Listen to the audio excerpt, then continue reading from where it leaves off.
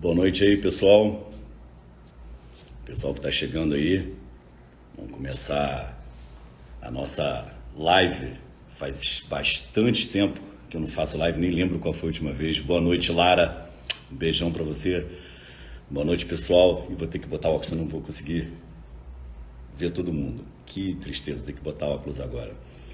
Obrigado pelo carinho, Karen. Bom te ver também. Te ver não, né? Saber que você está aí. Boa noite, Raíssa, Fernanda. Todo mundo que está chegando aí, boa noite. Obrigado aí pelo carinho, pela confiança, principalmente pela paciência em ter que me aturar aqui.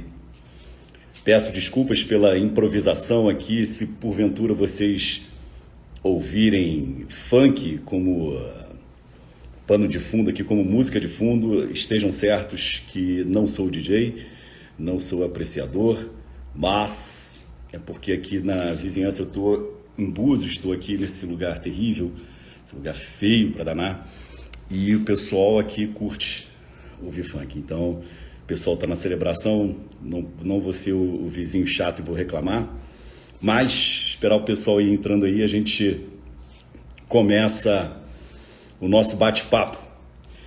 Bom, como eu falei, faz tempo, muito tempo, que eu não entro aqui, não faço uma live, mas quem me acompanha aqui há um tempo sabe que durante alguns anos eu fazia live praticamente toda semana e pretendo agora em 2023 voltar a esse ritmo de fazer live toda semana. E fomos aí presenteados, agraciados ou amaldiçoados, conforme a perspectiva, com uma decisão importantíssima do Supremo Tribunal Federal, para ser mais preciso, do excelentíssimo ministro Alexandre de Moraes, no bojo da ADI 7236 do Distrito Federal, que é uma das ADIs que versa sobre a discussão a respeito da constitucionalidade da nova lei de improbidade. E, como vocês devem saber, foi uma decisão monocrática, ad referendo do plenário. Então, é importante a gente abordar essa decisão aqui sobre alguns aspectos. Claro que eu não vou aqui trabalhar sobre a questão constitucional em si, mas de que maneira essa decisão vai repercutir nas investigações em curso, nas ações em curso, e de que maneira vai repercutir principalmente para quem está fazendo prova. Temos aí, em janeiro, me corrija se eu estiver errado, temos aí o MP do Pará, temos outras provas que virão, tem a Defensoria Pública de São Paulo, que me fugiu agora a data, enfim. Temos aí provas que vão surgir logo no início de 2023, então achei bacana trabalhar aqui com vocês, ok? Então vamos lá. Primeira premissa que a gente tem que trabalhar para que a gente possa entender toda essa questão que envolve a nova lei de improbidade e esses seguidos questionamentos no âmbito do Supremo Tribunal Federal. Lembrando que o Supremo já decidiu algumas questões importantes a respeito da retroatividade da nova lei de improbidade, questões que inclusive repercutem diretamente nos processos que estão em curso e nas investigações que estão em curso. Então, na esteira dessa análise do Supremo, a gente vai trabalhar a primeira premissa. Afinal de contas, com o advento da nova lei de improbidade administrativa, posso trabalhar uma mudança de microsistema da improbidade administrativa? Um beijo para o meu amigo, o maior cearense de todos, professor Juarez Júnior. Obrigado aí pela sua audiência, meu querido. Então vamos à primeira questão, para que, se você entender a questão jurídica subjacente dessa pergunta que ora vos faço, sobre a inserção da nova lei de improbidade, em qual microsistema ela vai ser inserida, se vai ser no microsistema de processo coletivo, se vai ser no microsistema de processo sancionatório, a partir do momento que você entender a razão jurídica subjacente dessa discussão, você vai entender todas as discussões subsequentes, inclusive desses 6 pontos que foram analisados agora pelo ministro Alexandre de Moraes, repito, em decisão monocrática no bojo da ADI 7236 do Distrito Federal. Vejam só, antes da nova lei de improbidade administrativa, a doutrina de uma forma muito tranquila, inclusive com o beneplácito do STJ, incluía a lei de improbidade administrativa e, por consequência, o processo por improbidade administrativa no microsistema da tutela coletiva. Podem falar microsistema do processo coletivo, vai ser a mesma ideia. E a partir do momento que o processo por improbidade administrativa era inserido nesse microsistema da tutela coletiva, havia uma consequência imediata, qual seja, todas as omissões que porventura surgissem, melhor colocando, surgissem ao longo da aplicação da lei de improbidade administrativa, essas omissões elas seriam supridas pela aplicação subsidiária do microsistema da tutela coletiva. Com o advento da nova lei de improbidade, tivemos duas mudanças em termos de princípio, duas mudanças em termos de vértices. A primeira mudança, reparem, a lei de improbidade antiga, ela tinha um vetor axiológico, ou seja, a tutela do patrimônio público. A nova lei de improbidade administrativa mudou esse vetor axiológico. Deixou de ser a tutela do patrimônio público e passou a ser a proteção do réu na ação por improbidade. Então, essa mudança de vetor axiológico, ela é importante para vocês entenderem a discussão que eu vou travar com vocês aqui. Então, essa foi a primeira mudança. A segunda mudança, em termos de base, em termos de estrutura, é a aproximação da ação por improbidade, do processo por improbidade, para o processo sancionatório. É uma das pessoas mais icônicas dentro desse tema, que é a professora Sara Merson Vargas, uma advogada do Espírito Santo, uma das maiores autoridades no Brasil sobre improbidade administrativa. Tive o prazer de conhecê-la pessoalmente, ela é um ícone mesmo. Ela aproxima, assim, o processo por improbidade do processo sancionatório. E aí você vai pensar assim, Fabrício, espera aí, que você está fugindo um pouco do tema. Não, eu estou tentando situar as questões conceituais para que a gente possa entender a importância e as consequências dessa decisão do ministro Alexandre de Moraes. Pois bem, então, diante da nova lei de improbidade, repito, surgiram essas duas mudanças de vetores, de vértices, se eu posso dizer dessa maneira. A primeira, repito, o vetor axiológico sai da tutela do patrimônio público e passa a ser a figura do réu. 2, uma aproximação clara e evidente com o processo sancionatório. Por que é clara e evidente? Porque uma das diretrizes da nova lei de improbidade é a aproximação da ação por improbidade administrativa do direito administrativo sancionador. Ademais, o legislador deixa muito claro que a ação por improbidade administrativa, ela deixa de ser uma ação civil pública. Agora percebam a singeleza do que eu vou falar. Ela deixa de ser uma ação civil pública, que já era uma discussão interessante, que a doutrina já travava mesmo antes da nova lei de improbidade. Mas ela não deixa de ter cunho cível. Ela deixa de ser ação civil pública. Ok? Bom, diante desses dois vetores que ora vos apresento, surgiu imediatamente a discussão mais portentosa em termos de base conceitual na nova lei de improbidade, que é a seguinte: o processo por improbidade administrativa permanece sendo um processo coletivo? Ou, com o advento da nova lei de improbidade administrativa, ainda posso falar em nova lei de improbidade porque ela é bem recente, ou com o advento da nova lei de improbidade administrativa, deixa de ser um processo coletivo e passa a ser um processo simplesmente sancionatório, repressivo de caráter sancionatório, como, aliás, está no artigo 17. Pois bem, a divergência já está posta na doutrina. A divergência já está posta na doutrina. Eu posso aqui trabalhar com dois grupos de autores de forma muito tranquila aqui. De um lado, você pode situar Sara Merson Vargas, Fred Didier Júnior, no sentido de que o processo por improbidade administrativa, ele perde a natureza de tutela coletiva, perde a sua característica de processo coletivo e passa a ser considerado como um processo sancionatório, repressivo de caráter sancionatório.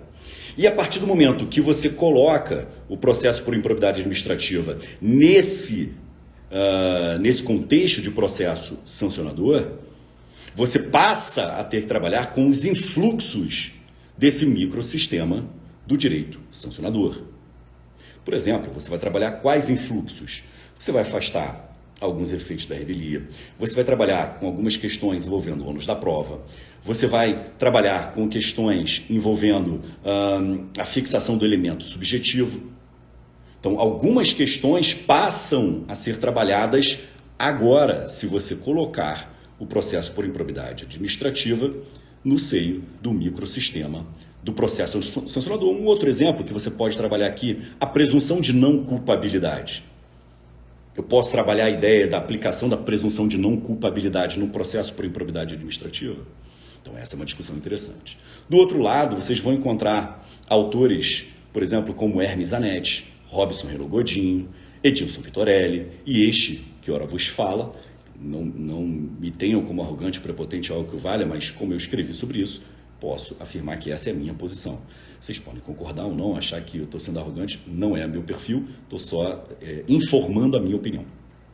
E há, repito, outro lado, aqueles que, assim como eu, sustentam que o processo por improbidade administrativa, ele permanece sendo um processo coletivo. Ainda que eu trabalhe com essa mudança de perspectiva procedimental, ainda assim é um processo no qual se busca a tutela do patrimônio público. Ok? Bom, dito isso, qual é a importância de você situar o processo por improbidade administrativa como um processo coletivo? Você passa novamente a afirmar que o processo por improbidade administrativa é integrante do microsistema do processo e da tutela coletiva e, portanto, vai receber os influxos desse microsistema. E aí, antes de encarar essa decisão do Supremo Tribunal Federal, permitam-me fazer uma provocação aqui. Imaginemos que os senhores estão em uma prova de segunda fase do Ministério Público e que passem alguns anjos e digam amém. Eu sei que tem anjo, arcanjo, serafim, eu me esqueci aqui qual é a diferença. Eu sei que tem uma hierarquia entre os anjos aí, número de asas. Quem for católico, apostólico, romano, me corrija aí, não estou sendo ofensivo à fé de ninguém, é simplesmente uma ignorância minha. Na minha lembrança, estudei colégio católico, na minha lembrança, o serafim está no topo, né? Acho que ele tem 6 asas, acho que o arcanjo tem 4, uma coisa assim. Mas enfim, que passem anjos, arcanjos, serafins e digam amém. Que vocês estejam aí em 2023 numa prova de segunda fase. E surja a seguinte questão. Processo por improbidade administrativa proposto pelo Ministério Público teve como resultado improcedência por insuficiência de provas. E essa sentença, que é uma sentença de mérito, transita em julgado. E aí o examinador coloca a seguinte situação. Meses após o trânsito em julgado, justamente para você fugir da discussão de ação rescisória, surgem novas provas sobre o fato subjacente à demanda. Mas percebam, já houve o trânsito em julgado dessa sentença de improcedência. Vos indago.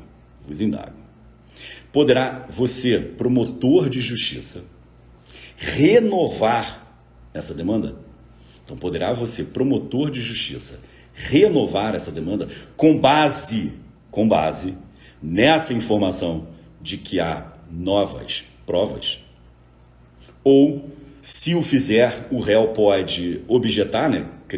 Trazer aquela objeção da coisa julgada. Vejam como que isso aqui é importante. Você pode pensar assim, Fabrício, isso é uma questão meramente procedimental, nada tem a ver com o que você trouxe como introdução para essa live. Lê do engano, meu caro. Perceba, se você se ativer às premissas daquela primeira tese que afirma que o processo por improbidade administrativa é um processo repressivo de caráter sancionatório e, portanto, integrante do microsistema do direito sancionador, a resposta é negativa. A resposta é negativa. Perceba que eu nem estou trabalhando com a ideia de revisão pró-societária. Não estou nem trabalhando com essa ideia, tá? Porque aí ficaria até mais fácil de você resolver. Mas por que essa resposta para aqueles que entendem que o processo por improbidade administrativa faz parte do microsistema de direito administrativo sancionador? Razão simples, porque no direito administrativo sancionador, nos processos sancionadores, se é que eu posso trabalhar essa ideia no plural, o regime jurídico da imutabilidade, ele é pró et contra. O regime jurídico da imutabilidade é pró et contra. Ou seja, independentemente do resultado da demanda, haverá formação da coisa julgada material. Então, se você seguir essa linha, repito, de que o processo por improbidade administrativa é parte integrante desse microsistema do direito sancionador, a sua resposta vai ser negativa. Você não pode renovar essa demanda ainda que você colacione novas provas. Fechou? Por outro lado, se você se ativer às premissas da segunda tese, segundo a qual o processo por improbidade administrativa ainda é um processo coletivo e, portanto, integrante do microsistema da tutela coletiva, você pode sustentar a possibilidade do Ministério Público renovar essa demanda. Então, você pode sustentar a possibilidade jurídica do Ministério Público renovar essa demanda. Fundamento. Qual é o fundamento? A ação por improbidade administrativa visa, segundo as premissas dessa tese, visa a tutela do patrimônio público. Então, façamos o silogismo. Se a ação por improbidade administrativa visa a tutela do patrimônio público, significa dizer que versa sobre direito difuso. Se versa sobre direito difuso, o regime jurídico da imutabilidade é aquele previsto no artigo 103, inciso 1, do Código de Defesa do Consumidor, em sua combinação com os artigos 18 da Lei de Ação Popular, 16 da Lei de Ação Civil Pública. Ou seja,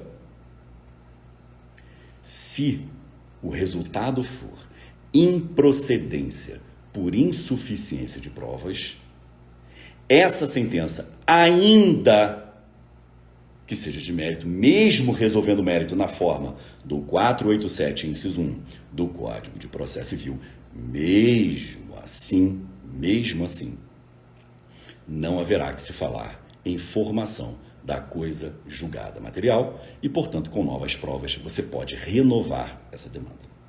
Então, percebam, meus caros, essa minha introdução, e aí me perdoem se eu demorei demais nessa introdução, não quero aqui também tomar muito tempo de vocês, porque certamente todos aí já estão em ritmo de Réveillon, mas já fica aqui a importância de você dominar certos conceitos básicos, certas nomenclaturas básicas. Tanto que quem faz, por exemplo, o meu curso de processo coletivo, o primeiro módulo é nomenclaturas básicas, é você dominar o básico. Então aqui você vai entender por que esse ponto ele é nodal para que você entenda a importância dessa decisão. Fechado? Então vamos lá. A partir dessa divergência, qual é a importância dessa decisão do ministro Alexandre de Moraes, como também foram as decisões anteriores do Supremo Tribunal Federal, no que tange a aplicabilidade da nova lei de probidade administrativa? Há um aceno, cara, percebam o cuidado no meu discurso, há um aceno do Supremo Tribunal Federal no sentido de afastar o processo por improbidade administrativa do microsistema do processo sancionador. Percebam que eu não disse que foi isso que o Supremo decidiu. Percebam que eu não disse que é esse o entendimento fixado no Supremo. As minhas palavras foram: há um aceno para esse sentido. Fechado até aqui? Tranquilo, meus caros? Então, essa divergência você precisa entender, precisa dominar para que você trabalhe com a importância dessa decisão que ora passo a comentar. Fechou? Pois bem. Bom, a CONAMP, que é a Associação Nacional dos Membros do Ministério Público, ajuizou duas ADIs para discutir a constitucionalidade da nova lei de improbidade administrativa. E há vários pontos a serem discutidos nesse prisma da constitucionalidade ou não. Você pode trabalhar com o prisma da proteção deficiente, que você estuda lá em Direito Constitucional, não vou aqui cometer o desatino, quiçá o atrevimento de ingressar em temas que amigos meus que são brilhantes podem muito bem ensinar vocês, como o Bernardo Gonçalves e o Guilherme Penha, a Tati Batista, que são ícones aí do direito constitucional. Mas vejam, você pode trabalhar sob a perspectiva da proteção deficiente, porque com a nova lei de improbidade houve sim, ainda que os políticos e obviamente os advogados dos políticos, apesar deles quererem forçar uma interpretação diversa, é óbvio que a nova lei de improbidade tornou mais difícil, quiçá impossível, você conseguir punir alguém por improbidade administrativa. Então, houve uma diminuição da proteção do patrimônio público.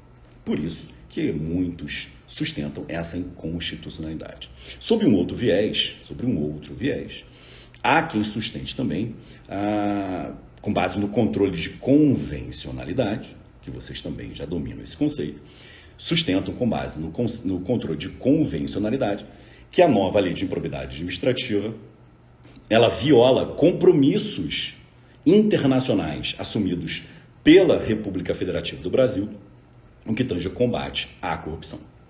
Então, esses dois pilares são os pilares mais importantes para você trabalhar a ideia sobre a constitucionalidade ou não de determinados pontos da nova lei de improbidade. Eu particularmente acho que alguns pontos realmente podem ser questionados sob o prisma da constitucionalidade. Outros, na minha leitura, são até constitucionais, são ruins, bem ruins, mas não são inconstitucionais. Entende? Mas a minha opinião aqui é desimportante, porque não sou eu que vou decidir.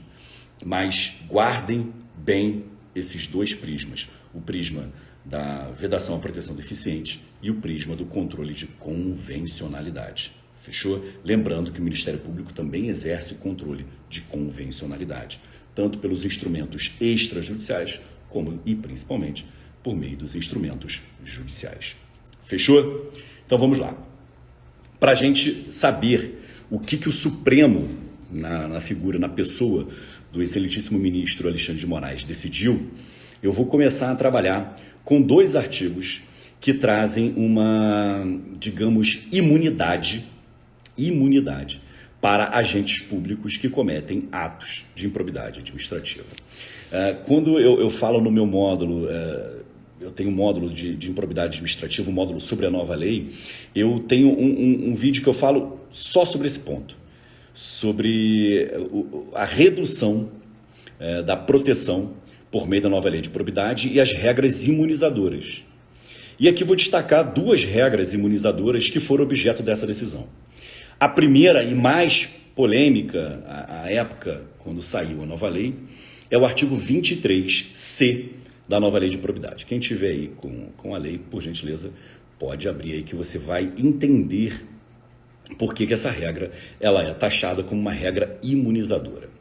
Percebam só, o artigo 23C, ele afasta a incidência da lei de improbidade administrativa sobre os dirigentes, eu vou usar o termo dirigentes no sentido mais amplo que vocês quiserem, tá? Ele imuniza, ele retira a aplicabilidade da lei de improbidade administrativa para os dirigentes de partidos políticos, ainda que eles pratiquem ato de improbidade administrativa. Pela redação original do artigo 23C, eles não serão punidos com base na lei de improbidade, mas sim com base na lei 9.096. Então, percebam só o detalhe, a singeleza. O partido político recebe verba pública. Se recebe verba pública, então ele está lá no artigo 1º da lei de improbidade. Ele vai ser considerado como agente público, no artigo 2º, e o partido político vai ser considerado como pessoa jurídica interessada na forma do artigo 1º. Fechou? A despeito disso, veio o artigo 23C e disse: os dirigentes não responderão por improbidade administrativa com base na lei de improbidade administrativa. O que o ministro Alexandre de Moraes decidiu? Fez uma interpretação conforme a Constituição para determinar que esse artigo 23C seja interpretado da seguinte maneira: para além da aplicabilidade da Lei 9.096, também será aplicada a nova Lei de Improbidade Administrativa. Então, perceba só como é que era a redação original. Você pode punir o cara por improbidade administrativa enquanto qualificação jurídica atribuída ao ato? Sim. Mas pode fazê-lo com base na lei de improbidade, portanto, aplicando as sanções da lei de improbidade? Não. Eu usava a lei 9.096. Com essa decisão do ministro Alexandre de Moraes, aplicando uma interpretação conforme, além de aplicar a lei 9.096, posso aplicar também a lei de improbidade administrativa. E aí vem uma indagação que eu quero fazer a vocês. A partir do momento que vem essa decisão do Supremo Tribunal Federal, de que forma essa decisão vai repercutir naqueles inquéritos civis que foram arquivados com base na redação original da nova lei de improbidade? E aí? Então, já fica com esse ponto na cabeça que daqui a pouco eu vou tentar resolver isso de uma forma geral. Tranquilo? Mas já fica aí a primeira provocação. Alguma dúvida até aqui, podem ficar à vontade aí e se manifestarem. Só quando perceber que está subindo aqui, eu vou ter que só botar o óculos, mas podem aí se manifestarem à vontade, que eu estou aqui justamente para a gente... A parte boa da live é essa troca, né? Alguém aqui havia colocado a questão do periscópio, isso que é bom, né? Essa troca. A segunda regra imunizadora, que era também um completo absurdo, está lá no artigo 1º, parágrafo 8º da nova lei de improbidade. Abram lá, por gentileza, quem tiver com a lei aí. Artigo 1º, parágrafo 8º da nova lei de improbidade.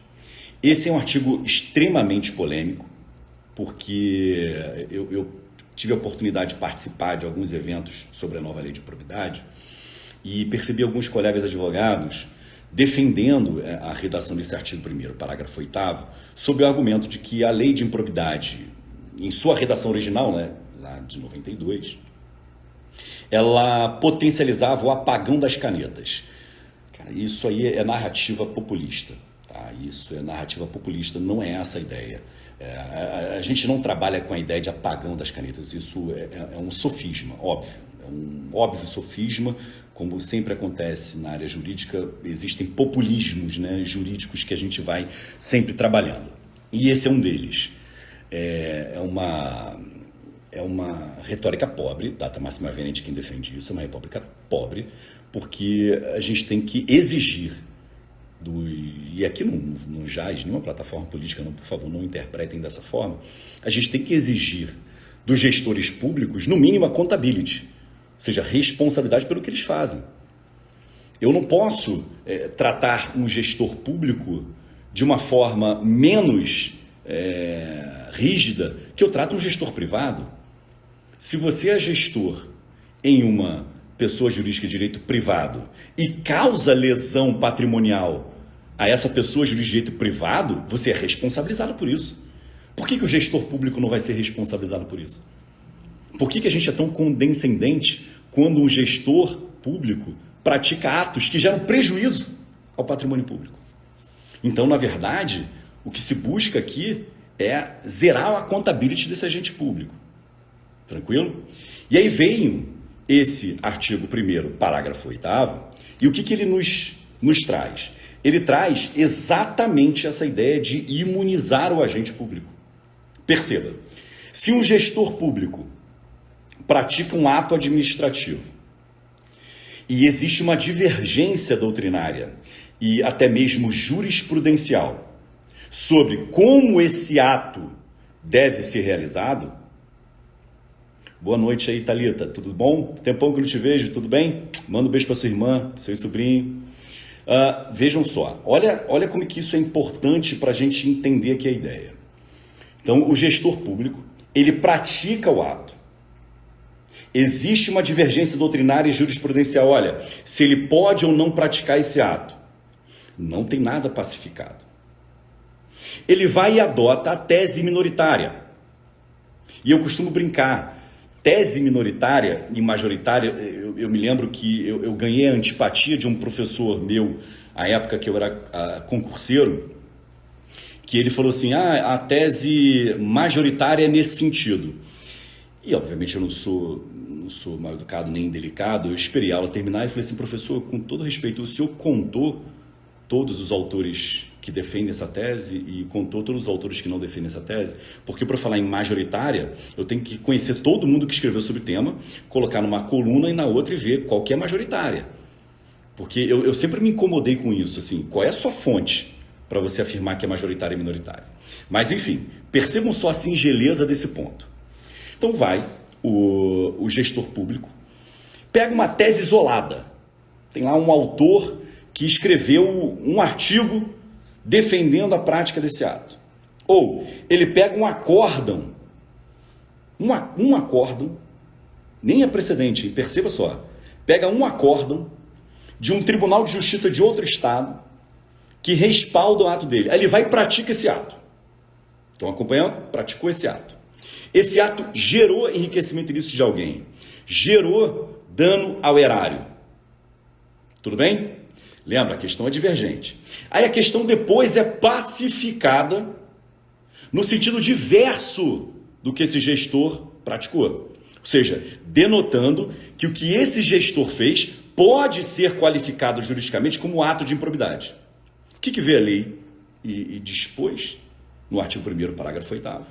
Olha, se o gestor praticou um ato que gerou enriquecimento ilícito de alguém, que gerou lesão ao erário, com base numa tese isolada, minoritária, e depois essa tese não foi confirmada por tribunais superiores, mesmo assim, ele não comete ato de improbidade. Então perceba, como que eu quero construir um país sério que respeita o patrimônio público, permitindo que o gestor público pratique um ato sem qualquer responsabilidade. Essa é a regra do artigo 1º, parágrafo 8º. O que o ministro Alexandre de Moraes fez, e aplaudo a decisão dele nesse sentido, ele suspendeu a eficácia desse dispositivo. Ou seja, o gestor público não pode mais objetar a imputação do ato de improbidade administrativa sob o argumento de que o ato que ele praticou tem respaldo em tese minoritária. Não pode mais servir como justificativa. Não significa que não possa ser considerada como fundamento da sentença. Não foi isso que eu disse. Eu disse o seguinte, deixou de ser regra e imunizante. Ou seja, não pode mais servir como objeção para a imputação do ato de improbidade. Pode ser uma justificativa para a não condenação. Perceberam a singeleza? Então, cuidado com essa singeleza. O que o Supremo fez por meio do seu ministro, do ministro Alexandre de Moraes? Suspendeu, repito, a eficácia desse dispositivo. E aí, novamente, vos indago. Como ficam os processos já findos e eventual inquérito civil que foi arquivado com base nesse fundamento, legal que era o artigo 1º, parágrafo 8º, em sua redação original. Depois eu vou falar isso no final. Tudo bem até aqui? Ficou aí alguma dúvida sobre esse dispositivo do artigo 1º, parágrafo 8º? Posso seguir? Então vamos lá.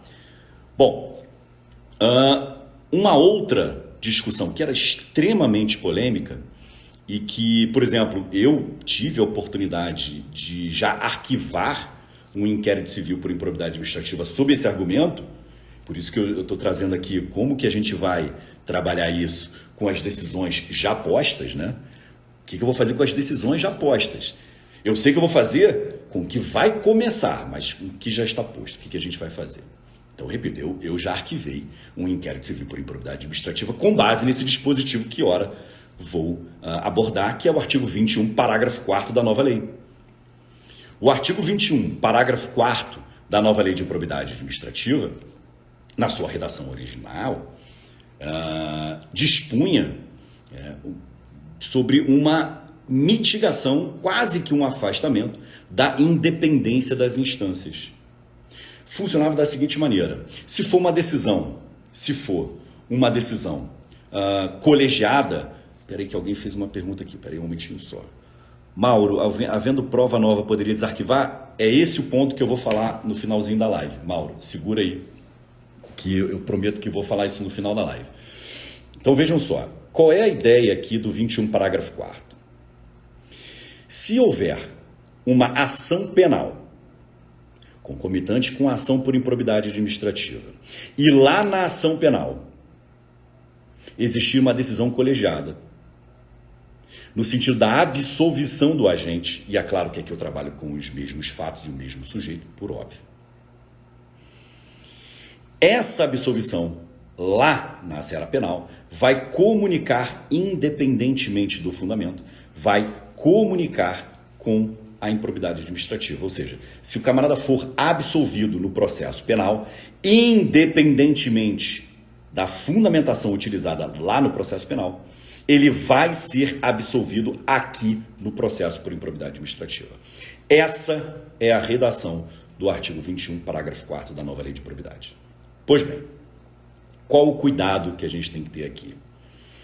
Toda vez que vocês estudam lá em Direito Civil, eu vi aí o meu amigo Aurélio Bouré, na área aí dos maiores professores de Direito Civil que a gente tem no país.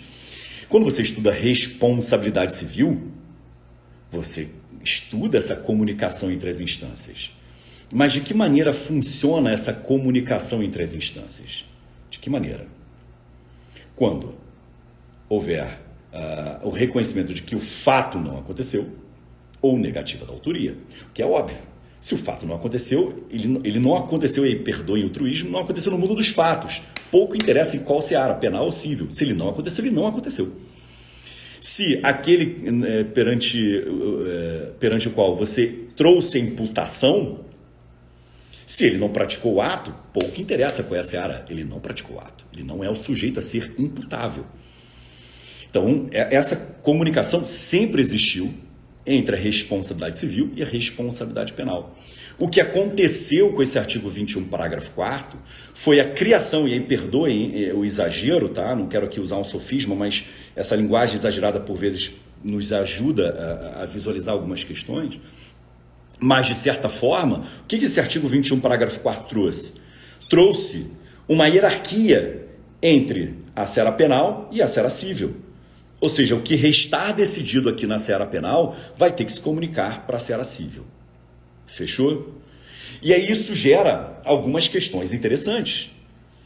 Olha que questão interessante. Vocês estudam lá em direito penal a teoria do crime, por exemplo.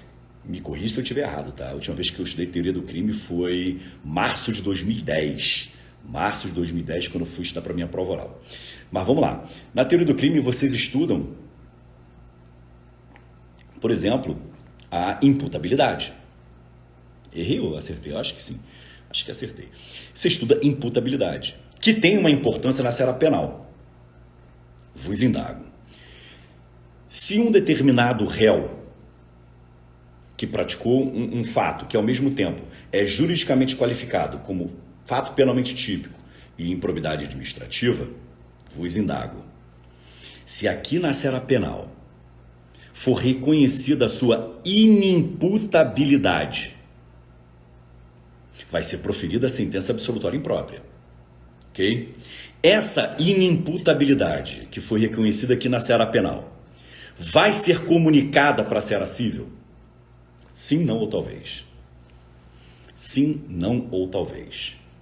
Se nos ativermos as regras até então postas da comunicação entre as instâncias, a resposta é negativa. Porque você só trabalha essa comunicação quando não é o autor do fato e o fato não aconteceu. Mas espera aí, Fabrício, será que eu não poderia trabalhar essa ideia também na imputação por ato de improbidade? Eu até acho que é sensato, tá? Eu acho que é sensato você discutir isso também na seara da improbidade, tá? Se o cara foi inimputável, acho que é até sensato você transportar isso. Mas perceba só um ponto que você tem que pensar aqui. Pela redação do artigo 21, parágrafo 4º, pela redação do artigo 21, parágrafo 4º, a inimputabilidade na seara penal vai ser comunicada aqui na seara civil, no que tange ao processo por improbidade. Alguém botou aqui, Jorge, você acha que mais artigos serão declarados inconstitucionais? Acha razoável o artigo 11 ser taxativo? Olha, meu querido, cara, vou tentar aqui usar com você uma ideia pessoal para ver se você saca qual vai ser a minha resposta. Eu sou um dos mais fanáticos torcedores do Flamengo que você vai conhecer na tua vida. Eu frequentava Maracanã quando o Flamengo tinha um arremedo de jogadores. Acreditava que o Flamengo ia ser campeão com camisa 9 chamado Souza Caveirão.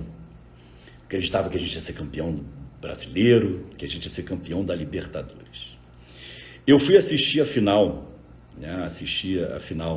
da Libertadores de 2019 e quando deu 40 minutos do segundo tempo, eu sentei e desisti. Falei, já era, o Flamengo não vai ser campeão da Libertadores. Em 3 minutos, Gabigol fez os 2 gols, fomos bicampeões da Libertadores. O que isso tem a ver com o que você me perguntou? Perceba que nem sobre uma das minhas maiores paixões eu acerto quando eu vou chutar o que vai acontecer. Então, meu querido, eu não tenho a menor condição de te afirmar se outros artigos vão ser declarados inconstitucionais. Eu espero que sim, mas se isso vai acontecer, meu querido, não tenho vaga ideia. Tá? Lamento ser o portador dessa notícia, mas não tem como saber. Sobre a sua segunda pergunta, se eu acho ruim o rol do artigo 11 ser taxativo, acho ruim, porque muitas das violações aos princípios informativos da administração pública, eles não estão listados nesse artigo 11. O exemplo, assédio moral, assédio sexual, né? Tortura, não estão ali como improbidade administrativa. Então, é muito ruim, né, ser um rol taxativo. Mas eu entendo quem critica o rol exemplificativo, porque fica um regime de sanção muito aberto e isso pode dificultar até a segurança jurídica, eu entendo. Eu não sei se eu te ajudei aí, mas fica aí a minha resposta. Outro ponto que foi decidido pelo Supremo Tribunal Federal, nessa medida cautelar, né, que suspendeu a eficácia de alguns artigos, está lá no artigo 17b de bola, parágrafo 3º. 17b de bola, parágrafo 3º. Se puderem lá abrir, vocês vão ver. Esse artigo ele versa sobre o acordo de não persecução civil. E para além do duplo juízo de admissibilidade, né, do órgão jurisdicional e do órgão colegiado superior, o legislador trouxe dois outros, digamos, pressupostos. Na verdade, não são pressupostos, são requisitos de validade desse acordo de não persecução civil, quais sejam a oitiva prévia da pessoa jurídica interessada e a oitiva do Tribunal de Contas. E aqui eu vou me ater à oitiva do Tribunal de Contas. Pela redação original, né, da nova lei de improbidade, para que o Ministério Público ou a pessoa jurídica interessada, para que os legitimados, vou colocar os legitimados que eu acho que fica melhor, para que os legitimados possam celebrar o acordo de não persecução civil, mormente, quando houver algum aspecto patrimonial, eles têm que ouvir o Tribunal de Contas. O Supremo, por meio dessa decisão, entendeu por suspender essa eficácia. Espera que alguém fez uma pergunta aqui, em busca do parquê. Desculpa, eu não sei o seu nome. Professor, você acha que a decisão do Supremo quanto à irretroatividade atinge também o artigo que fala da acumulação dos cumprimentos de sentença de multa com aumento de 1/3? Não, acho que não. Textualmente não, eu vou ter que ler o acórdão inteiro para saber se eles passaram por essa discussão, mas eu não vi nem obter dictum esse ponto, tá? Meu caro, minha cara, não sei o nome de quem fez a pergunta, mas pelo que eu me recordo, não passa por esse ponto, tá bom? Vamos lá. Essa questão da oitiva do Tribunal de Contas, e aí eu vou falar uma particularidade até, minha opinião, minha posição inclusive institucional, quando eu celebro a NPC, eu dispenso a oitiva do Tribunal de Contas quando a hipótese versar sobre mera operação aritmética. Vou dar um exemplo. Imaginem os senhores que o inquérito civil investiga a acumulação irregular de cargos públicos. A acumulação irregular de cargos públicos. Resta comprovado que essa acumulação, além de ser formalmente irregular, né, por ser vedada essa acumulação, além disso, o camarada que acumulou, ele deixou de prestar os serviços em um desses vínculos. Vamos imaginar que o camarada ele tinha um vínculo com o município de Búzios, um vínculo com o município de Cabo Frio e um outro vínculo com o município de São Pedro da Aldeia, que são 3 municípios aqui da região dos Lagos, no estado do Rio de Janeiro, para quem não é daqui. Ele só poderia acumular 2 cargos, mas tinha um terceiro cargo que ele também acumulou. E nesse terceiro vínculo, restou comprovado nos autos que ele não comparecia, efetivamente, ele não prestou os serviços públicos. Então eu tenho um vínculo que eu vou ver o seguinte, olha, ele trabalhou durante qual período? Qual a remuneração que ele recebeu? Vou aplicar juros e correção monetária. Então percebam, é uma mera operação aritmética. Não faz sentido abrir a oitiva do Tribunal de Contas. Não faz sentido isso. Então, o que eu sustento na prática, e é uma tese boa para quem vai fazer prova do MP, você trabalhar com essa linha. Eu já tinha sustentado isso no meu livro do ANPC e sustento isso no meu livro Comentários à Lei de Improbidade Administrativa. Para mim, pode ser aplicado por analogia o artigo 509, parágrafo 2º do Código de Processo Civil. Então, quem tiver aí com a lei aberta, faça essa remissão. No 17b de bola, parágrafo 3º, puxe uma remissão para o artigo 509, parágrafo 2º do Código de Processo Civil. Tranquilo? Com a redação desse artigo, com essa aplicação por analogia do artigo 509, parágrafo 2º, você consegue trabalhar com a dispensa da oitiva do Tribunal de Contas. Então, para mim, na prática, essa suspensão não teve relevância. Tá? Tem relevância para quem continuava ouvindo o TCE. Tranquilo, meus queridos? Outra questão que é super polêmica, abram lá.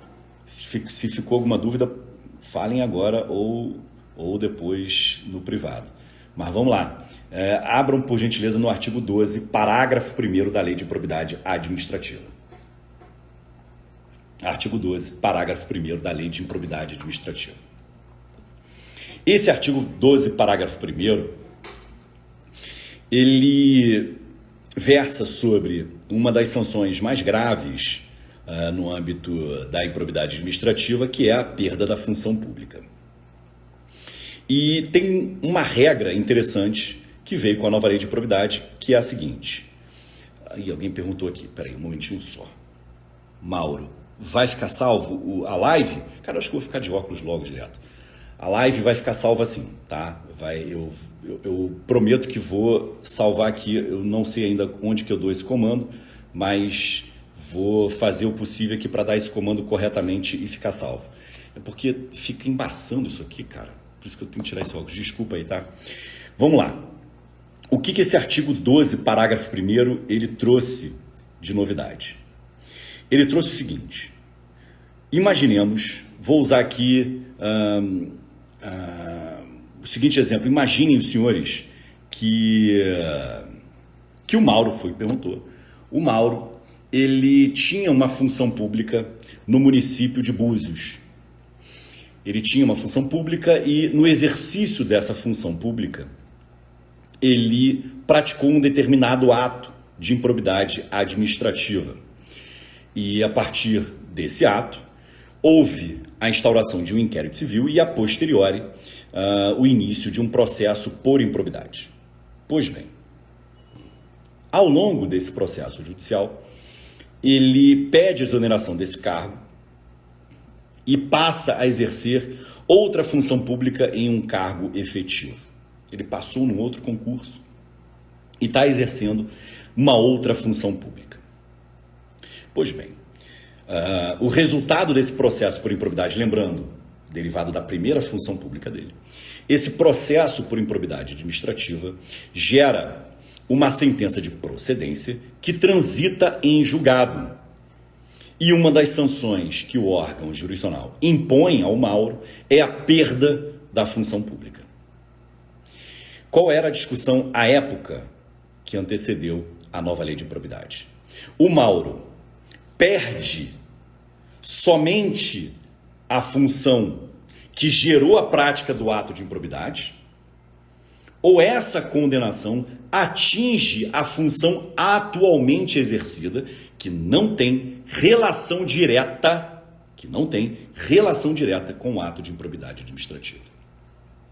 Essa discussão ficou durante muito tempo sendo travada na doutrina e na jurisprudência, até que o STJ bateu o martelo, consolidou o seguinte entendimento: a condenação por improbidade administrativa que contenha a sanção perda da função atinge a função usada para a prática do ato de improbidade e a atual função. Porque o que acontecia? Bom, camarada já tinha pedido exoneração daquela função anterior, então essa sanção perdia o objeto, ele já pediu exoneração. Aí a gente chegava ao cúmulo de ter um sujeito condenado por ato de improbidade administrativa exercendo função pública. Então você chegava a esse absurdo jurídico. Você permitir que alguém que já foi condenado por improbidade administrativa exercer função pública. Então o SCJ tem esse entendimento consolidado, tá? Que vai atingir a função usada para a prática do ato e a função atual. Veio essa lei, a nova lei, no seu artigo 12, parágrafo 1º, e disse assim: opa, peraí. Como regra, a condenação à perda da função pública só atinge a função exercida para a prática do ato. Ou seja, a função que o sujeito exercia à época da prática do ato. Para que atinja a atual função, quem tiver com a lei aberta, olha a parte final. Tem que ter uma fundamentação, ou seja, em casos excepcionais, está escrito isso claro na lei, com uma fundamentação adequada e específica e com uma tipologia específica. Não é para todo ato de improbidade. Então, o que o Supremo fez? Suspendeu a eficácia desse artigo 12, parágrafo 1º. O que passamos a ter novamente? Esse entendimento consolidado do SCJ. Se for aplicada a sanção de perda da função, atinge a função exercida à época da prática do ato de improbidade e a função atual. Tranquilo, meus caros? Tanto que no meu módulo na lei de probidade eu falo isso. Tem uma aula específica sobre os entendimentos consolidados no SCJ e a nova lei de probidade. Bem explicado para você entender o problema desses conflitos entre a nova lei de improbidade e os entendimentos consolidados no SCJ. Ficou alguma dúvida até aqui? Tranquilo? Vamos para o último ponto, que é o artigo 12, parágrafo 10 da nova lei de improbidade, que também é uma questão polêmica, tá? Que versa sobre a suspensão dos direitos políticos e, obviamente, a contagem da inelegibilidade. Pela redação do artigo 12, parágrafo 10, temos aí mais um absurdo perpetrado pelo Congresso Nacional, em um claro backlash, melhor dizendo. O Congresso determinou o seguinte: olha, a suspensão dos direitos políticos, ela só vai surtir efeitos fáticos e jurídicos após o trânsito em julgado. Até aí, isso não me incomoda tanto. Me incomoda, mas nem tanto. Mas aí vem a lei e fala assim: transitou em julgado, mas eu tenho... Puxa no remember lá na lei da ficha limpa. Quando que começa a surtir os efeitos da inelegibilidade? Quando houver decisão colegiada. Então eu tenho aqui um marco temporal, decisão colegiada de tribunal. Outro marco temporal, trânsito em julgado. Então, presta atenção, esse primeiro marco temporal, pode surtir os efeitos da inelegibilidade. Não é isso? Não. A nova lei de improbidade fala, o marco temporal é esse, trânsito em julgado. Fechou? Beleza. Mas, entre esses marcos temporais, olha o absurdo, entre esses marcos temporais, já começa a contagem do prazo de suspensão dos direitos políticos. Perceba, o camarada não está com os seus direitos políticos suspensos, porque precisa do trânsito em julgado. Mas entre esses dois marcos temporais, já começa a contagem desse prazo de suspensão. Ou seja, pode acontecer de transitar em julgado e já ter acabado o prazo. Então, olha que absurdo que o Congresso Nacional aprovou. E aí, se você fala que a nova lei de improbidade é uma nova lei de impunidade, aí vão dizer, você está falando isso porque você é promotor, você é punitivista. Cara, nesse país, a inversão é tão absurda que se eu quero aplicar a lei, se eu quero que a pessoa que pratica o ato seja punida, eu que sou errado. Então, é uma inversão tão absurda de valores que a gente realmente é difícil. Como diz um amigo meu, o Brasil me obriga a beber, mas eu não bebo mais, então nem isso, eu tenho que só lamentar. Mas percebam o absurdo que é a redação original, né? Que é a redação original.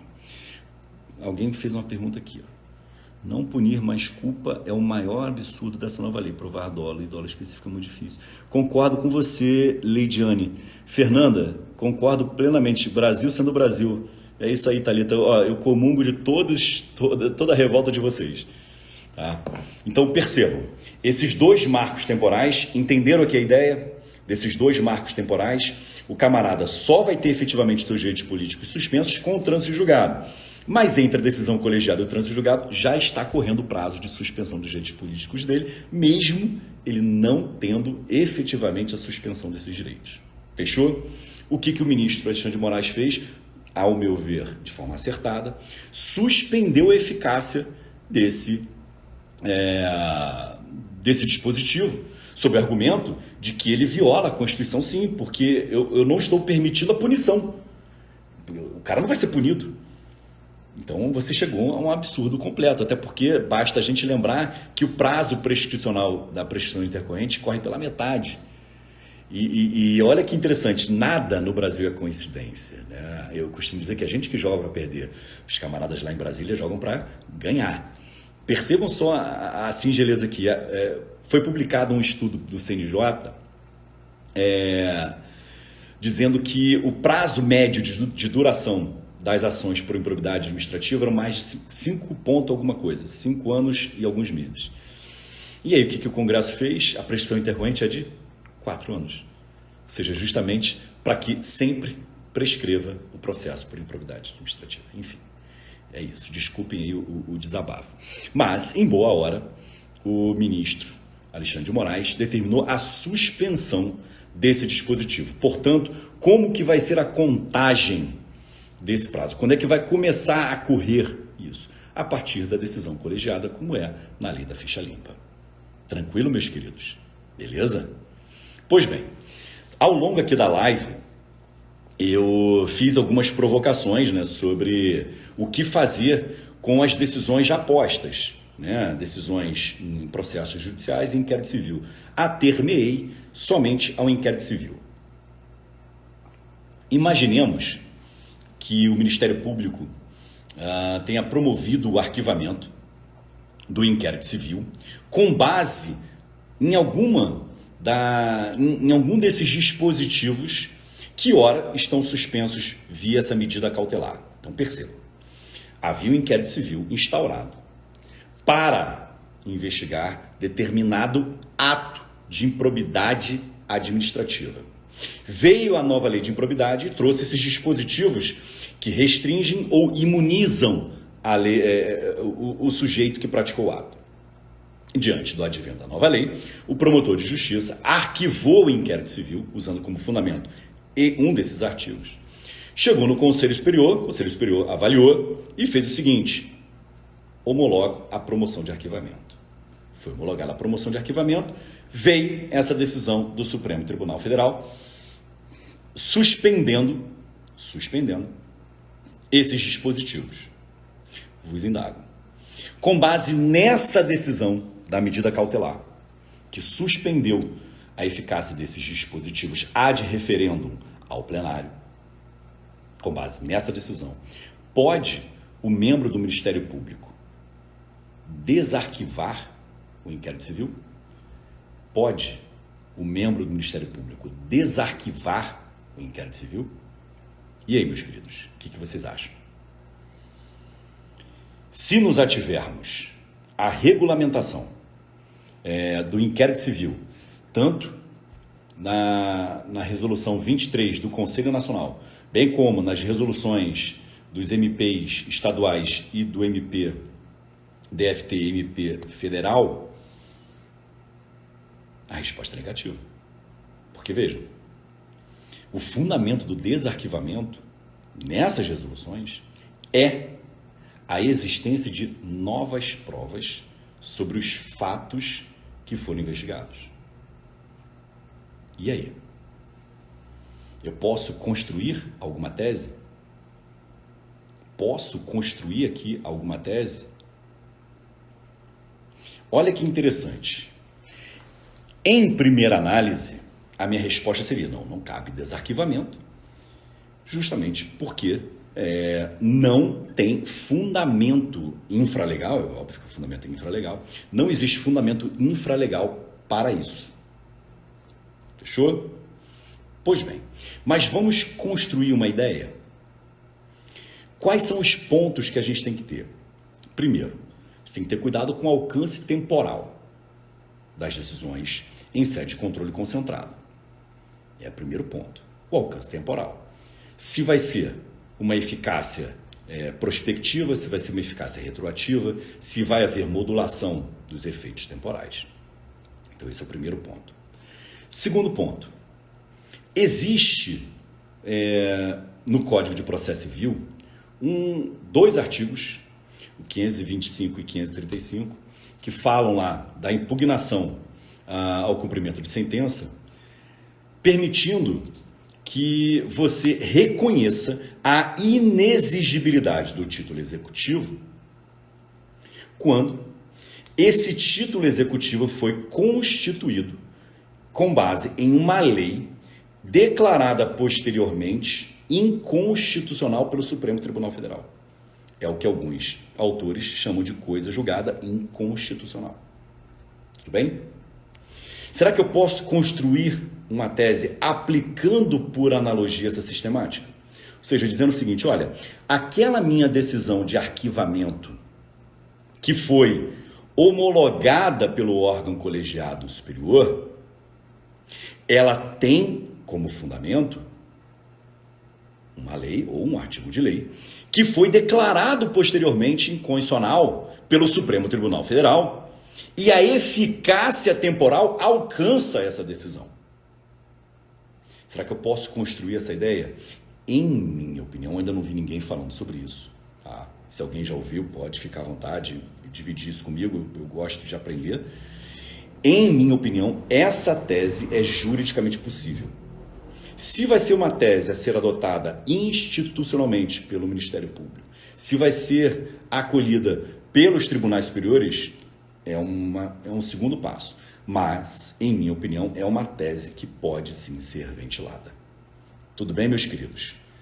Ficou aí alguma dúvida, alguma crítica, sugestão? Elogio não se pede, né? Mas crítica ou sugestão? Como eu falei no início da live, a minha intenção no próximo ano é fazer lives todas as semanas, tá? Todas as semanas, e chamar professores, enfim, fazer isso que eu acho que é bacana, ter essa interação aí.